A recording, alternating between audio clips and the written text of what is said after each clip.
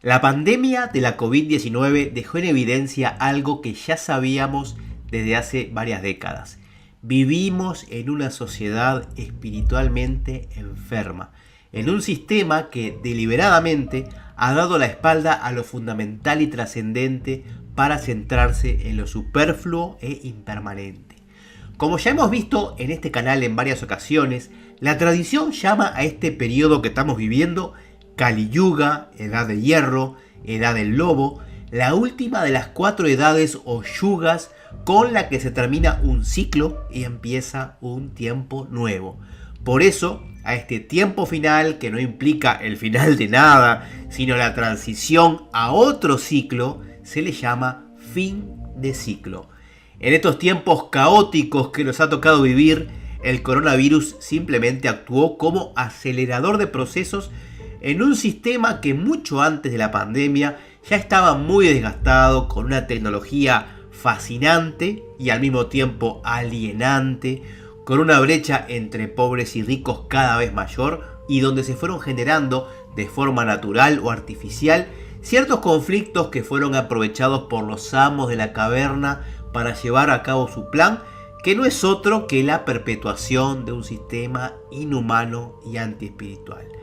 Y la pregunta aquí es, ¿pero quiénes son estos amos de la caverna?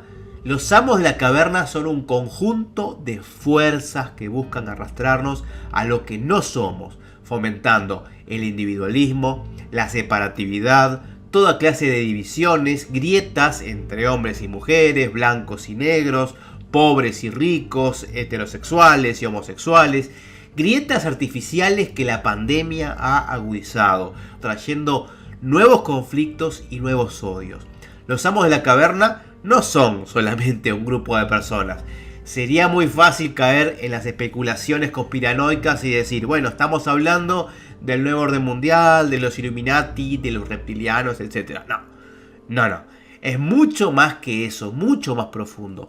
La palabra diabólico o diabólicos los define, pero no por los motivos religiosos, no estamos hablando del diablo que nosotros conocemos de cuernitos y de cola y todo colorado, no.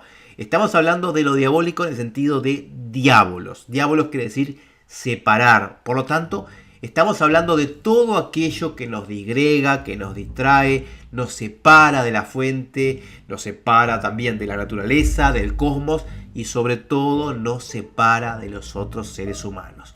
Al hablar de estos amos de la caverna, un término que obviamente está aludiendo a la alegoría de la caverna de Platón, estamos refiriéndonos a un egregor conformado obviamente por grupos de poder que buscan su perpetuación y hegemonía, pero también por personas comunes y corrientes que prefieren seguir durmiendo a pata suelta porque cambiar implicaría renunciar a la zona de confort, a una serie de comodidades, a una serie de seguridades que los amos de la caverna le han proporcionado. Cualquier similitud con la película Matrix es pura coincidencia. Hay una viñeta del roto que es magnífica y que muestra a una pareja diciendo: solo queremos cambiar de sueños. ¿Quién habla de despertar? A veces el humor, este humor tragicómico, resume en pocas palabras conceptos más profundos, como ese otro chiste que muestra a un preso picando la pared, pero no para escapar, sino para poner un aire acondicionado en su celda. Los amos de la caverna, a través de la publicidad y manipulación psicológica, intentan llevarnos a donde les interesa. Prefieren que los mismos ciudadanos aborregados sean los mismos que, a través de su inacción, perpetúen y legitimen el sistema. En este momento crítico que nos ha tocado vivir, muchos hablan de la posibilidad de un colapso e incluso de un apocalipsis. Y aquí surge la pregunta: ¿vivimos en verdad tiempos apocalípticos? Primero que nada, tenemos que recordar que el Apocalipsis es el último libro de la Biblia, el último escrito del Nuevo Testamento, y la palabra Apocalipsis quiere decir revelación. Por eso, cuando hablamos de Apocalipsis, no estamos hablando del fin del mundo, sino del final de un tiempo. Y oh casualidad, la tradición iniciática también habla del final de un tiempo, de un fin de ciclo. San Jerónimo decía que el Apocalipsis es un libro que tiene tantos enigmas como palabras, y es cierto, es una obra deliberadamente oscura, llena de símbolos, y ha sido interpretada de mil maneras, y en cada época hubo personas que creyeron ver en los acontecimientos de su tiempo los signos claros del final que aparecen allí. Pues bien, tenemos que entender que los símbolos tienen una característica, y es que son polisémicos. Y polisemia viene del latín poli, que quiere decir muchos, y semia, significados. Por lo tanto, los símbolos sugieren, evocan, pero nunca definen ni pueden ser interpretados a rajatabla. Esto se hace totalmente patente en la Biblia y en otros libros sagrados, donde cada generación encuentra en ellos un significado nuevo. Del mismo modo que cuando nosotros leemos un libro entendemos algo, pero cuando lo volvemos a leer encontramos otras cosas que siempre habían estado ahí, pero en las que no habíamos reparado. Y si leemos este libro por una tercera vez, vamos a encontrar cosas nuevas, nuevas revelaciones. La pregunta es, ¿ha cambiado el libro? No, pero lo que ha cambiado es, por un lado, nuestro entendimiento, pero sobre todo nuestro nivel de conciencia. Lo mismo ocurre con la Biblia aplicada a cada generación, ya que el nivel de conciencia y entendimiento de cada generación es distinto al de las generaciones anteriores. ¿Y a dónde voy con todo esto? A que las escrituras sagradas se están renovando constantemente y por lo tanto el Apocalipsis representa cosas diferentes para cada generación. Dicho de otro modo, cada generación tiene sus propios conflictos, sus propias catástrofes que perfectamente se pueden asociar a los acontecimientos y símbolos que aparecen en este libro final de la Biblia, el cual no es un relato catastrofista, sino una revelación. Siendo así, desde una perspectiva iniciática, cada generación experimenta su propio apocalipsis, su propia crisis, la percepción de un final y también las esperanzas de un nuevo comienzo que en la Biblia aparece en la forma de la Jerusalén celeste. Para la generación del principio del siglo XX, la Primera Guerra Mundial fue su propio apocalipsis.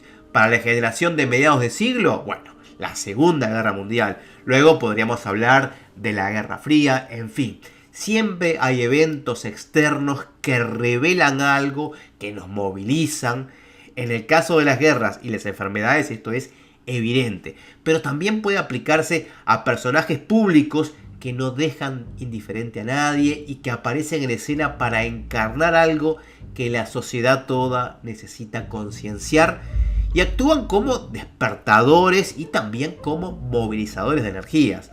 En este sentido podemos entender a personajes de carne y hueso, como por ejemplo Eva Perón, Gandhi, Hitler, Mao, Mandela, Martin Luther King, el Che Guevara, y en nuestros días también podríamos hablar de Donald Trump o de Putin. Sé que todo esto puede sonar controvertido, pero estoy hablando de seres humanos de carne y hueso que trascienden su humanidad para convertirse en símbolos. Y esto obviamente está por encima de si estos personajes nos gustan o nos disgustan. Más allá de eso, tenemos que tratar de enfocarnos de que ese personaje está actuando como una especie de canal de energías.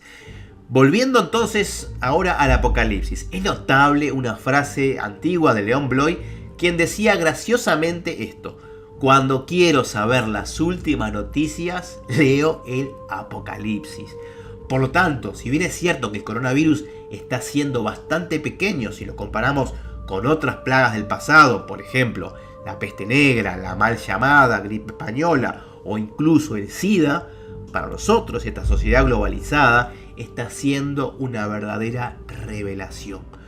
Los amos de la caverna, que están intentando aprovechar esta situación para su propio provecho, para acelerar procesos y para que aceptemos cosas que de otro modo serían inaceptables, estos amos de la caverna están saliendo de su covacha, y mientras la mayoría prefiere seguir durmiendo, lentamente se está gestando una minoría silenciosa de personas, hombres y mujeres, que están empezando a unir las piezas.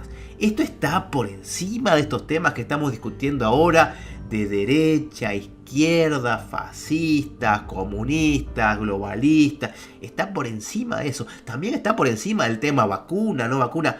Por detrás de todo esto tenemos que mirar y ver más allá de lo evidente. Más allá de los acontecimientos hay un sentido profundo a todo esto que nos está pasando.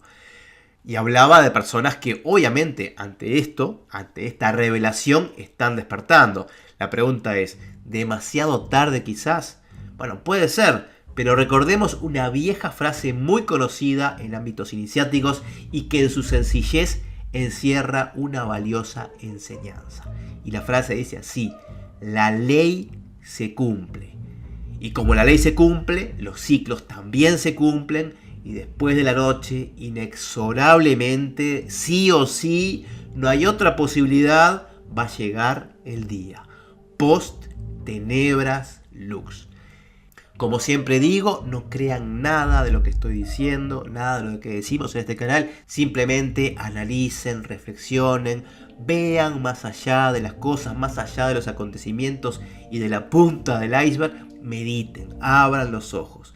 Gracias por acompañarme en esta aula abierta y ahora sí les mando a todos mis mejores deseos de paz profunda.